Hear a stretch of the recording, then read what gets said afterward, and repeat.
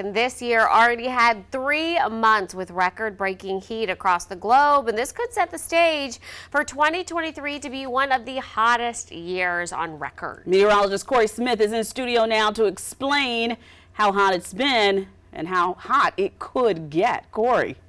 Yeah, Darcy, and really that's been the thing, is the heat that we've really saw start to settle in the spring. This is September, the global temperatures, and notice this red off the South American coast. This is El Nino, something that we've been talking about for a while, and this played some pretty big roles into what we saw last month, but we're also seeing this month. So I sat down with an expert at USC to talk about the trends that we're seeing.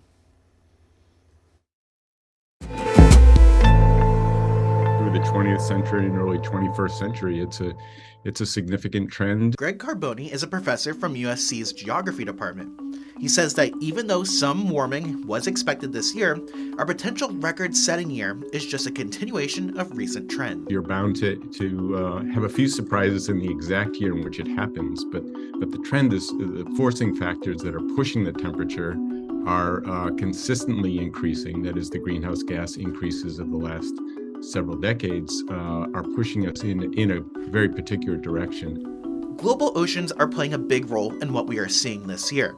El Nino adds a lot of warmth to a large area of the Pacific. Meanwhile, other global cycles are heating things up in the Atlantic.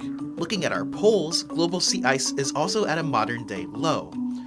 While these areas are very far from most in the US, they can serve as a warning for future impacts we could see. The sea ice trend is a bit of a canary in the coal mine for us, right? It's happening ahead of the kind of long-term change that we're seeing for the entire planet. October continues to run well above average, and 2023 is shaping up to be one of the warmest years in the modern climate record.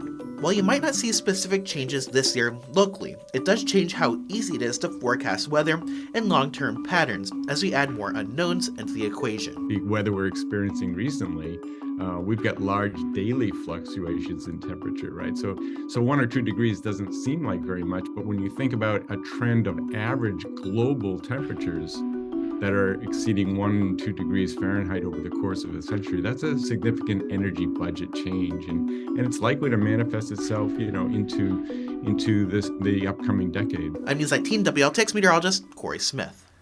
Well, earlier this year, NASA said this year had already included the hottest month ever recorded in modern record back in July.